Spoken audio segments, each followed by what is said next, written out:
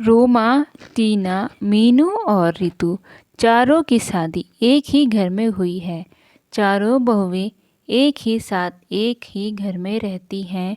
चारों की सास सुशीला जी बहुत ही समझदार और स्वाभाविक महिला है। लेकिन अपने चारों बेटों की शादी के बाद सुशीला का सिर्फ एक ही काम रह गया है कि चारों बहुओं का प्यार कैसे बढ़ाया जाए। एक दिन सुशीला के घर उसकी बहन आई। सुशीला की बहन, सुशीला तू तो बहुत खुशकिस्मत है, तेरी चारों बहुएं तो बहुत सुंदर हैं और तेरा बहुत ख्याल भी रखती हैं। तुझे तो घर के काम की चिंता ही नहीं रहती होगी। सुशीला: अरे कहाँ दीदी, मुझे तो हर समय यही चिंता रहती है कि कहीं इन चारों में लड़ाई ना हो जाए। जब भी मुझे लगता है कि इन चारों में बहस होने वाली है तो मैं बात को संभाल लेती हूँ।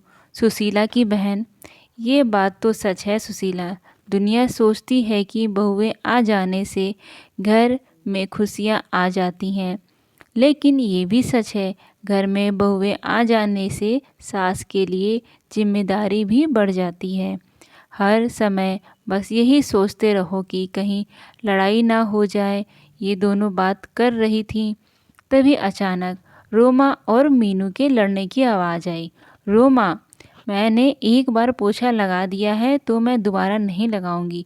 मीनू: दोबारा पोछा तो तुम्हें लगाना ही पड़ेगा। रोमा: तुमने इतना गंदा पोछा लगाया है, लग ही नहीं रहा कि घर की सफाई हुई है। बहुएं में इस तरह से लड़ाई देखकर सुशीला की बहन घबरा गई और सुशीला को समझाने लगी। तेरी बहुएं काम कम करती हैं और लड़ती ज़्यादा हैं। सुशीला, तुझे इनकी लड़ाई बंद करने के लिए कोई ना कोई रास्ता तो निकालना ही होगा। यह कहकर सुशीला की बहन वहाँ से चली गई। अब सुशीला दिन रात यही सोचती रही कि बहुओं का आपस में प्यार कैसे बढ़ाया जाए।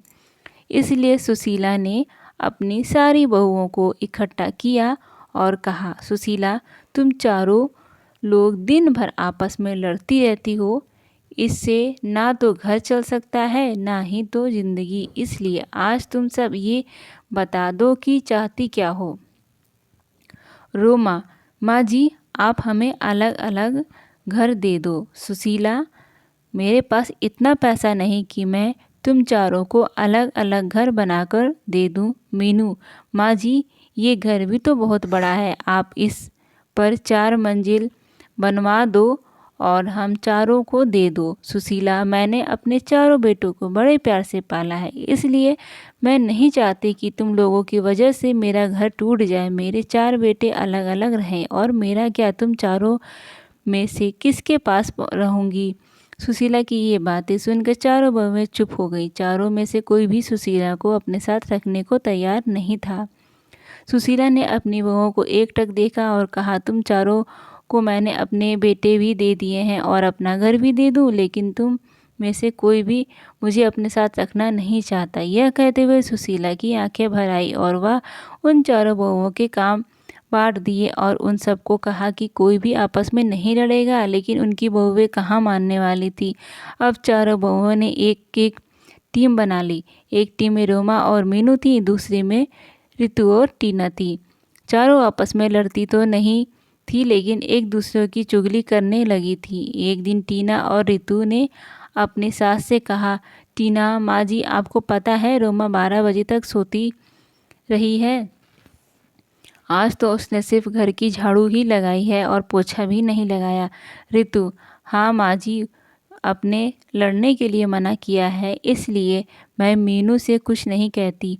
वह आज भी बाजार जाकर अपने लिए 3-3 साड़ियाँ लाई है। अपने लिए 3 साड़ियाँ लाई है और आपके लिए एक भी साड़ी नहीं लाई है। रितु और टीना तो अपने सास से चुगली करके चली गई। अब मीनू और रोमा की बारी थी। मीनू: माँ जी, आपने रितु को तो सर पर चढ़ा रखा है, वो हमेशा रोटियां जला देती है और आपके बेटे भी बोल रहे थे कि रितु की हाथ की रोटियां अच्छी नहीं लगती। रोमा: और माँ जी कल टीना ने सबके कपड़े धोए पर मेरे नहीं धोए। मैं खाना बनाती हूँ तो सबके लिए बनाती हूँ ना, मैं किसी दिन उसके लिए खाना ना बनाऊँ तो उसे कैसा लगेगा। सुशीला सारी बहुओं की बातें सुनती और सर पकड़कर बैठ जाती। इसी तरह दिन बीत रहे थे। जब बहुओं को लगा कि हमारी सास तो हमें घर बनाकर नहीं देगी, तो चारों बहुएं अपने अपने पतियों को भड़काना शुरू कर दिया। जैसे ही उनके पति काम से आते वैसे ही चारों बहुएं चुगली करने लग जाती। एक दिन जब उनके पति घर आए तो रोमा बोली, रोमा सुनो जी, मैं इस घर में नहीं रह सकती। मैं सारा दिन घर का काम करती हूँ और फिर भी आपकी माँ और आपकी भाभीयों का ताना सुनती हूँ। रोमा का पति, मैं भी रोज़ रोज़ की लड़ाइयों से दुखी हो चुका हूँ, आज तो फैसला हो ही जाए। उधर मीनू भी अपने पति से कहती, मीनू सुनिए जी, हम कब तक आपके घर वालों के साथ पिसते रहेंगे। बच्चे बड़े हो रहे हैं, उनके भी भविष्य के बारे में सोचना है। आप तो सारे घर का खर्चा चलाते हो और मैं घर के काम में लगी रहती हूँ। माँ जी से बोलिए कि ना इस घर को तोड़कर फ्लैट बनवा दे, हम आराम से रहेंगे। मीनू के पति, तुम ठीक कह रही हो, आज माँ से इस बारे में बात करके ही लेता हूँ। आखिर हमारी भी तो पर्सनल लाइफ है। सुशीला के बेटे उससे बात करने के लिए आए और पीछे पीछे बहुएं भी आईं। बेटा, माँ माँ कहाँ हो आप, बाहर आओ।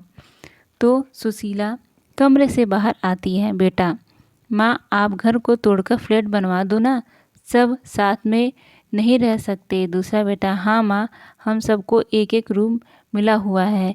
हमारे बच्चे बड़े हो रहे हैं, उनको भी अपना रूम अलग से चाहिए ना।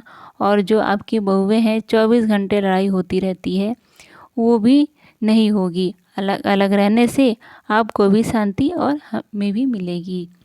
तुम्हारी पत्नियां ये घर तुड़वाने के लिए मुझे नहीं मना पाई तो मेरे बेटे को भी भड़का दिया। मैं इस घर को तुड़वाने नहीं चाहती। इस घर में तुम्हारे पिताजी की यादें हैं, तुम्हारा बचपन बीता है और तुम चारों अपने पत्नियों को समझाने के बजाय मुझसे ये घर तोड़वाने के लिए बोल रहे हो। सुशीला ने अपने बेटे और बहुओं को बहुत समझाया, लेकिन कोई भी राजी नहीं हुआ और मजबूरी में सुशीला को अपना घर तोड़वाना ही पड़ा। जैसे जैसे हथौड़ा घर की दीवारों पर चोट कर रहा था, सुशीला को वो चोट अपने दिल पर महसूस हो रही थी।